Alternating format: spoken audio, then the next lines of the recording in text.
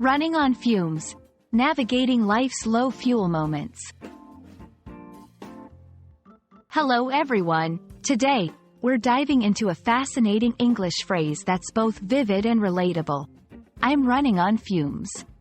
Have you ever felt so exhausted or depleted that you barely have any energy left to continue?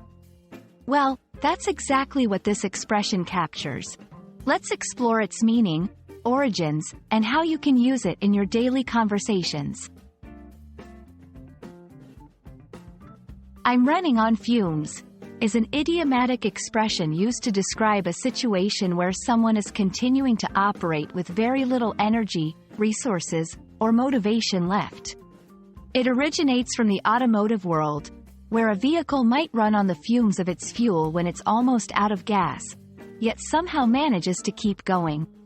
Similarly, when a person says they're running on fumes, they're metaphorically on the brink of running out of their personal fuel.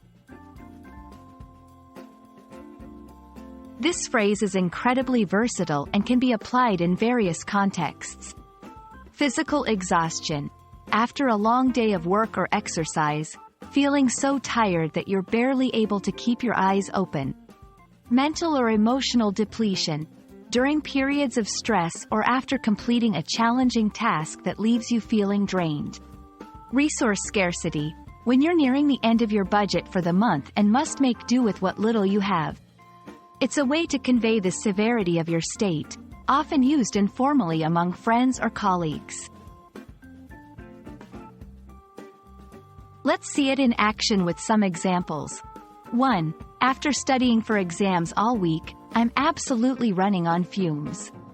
2. We were running on fumes by the end of the marathon, but we made it across the finish line.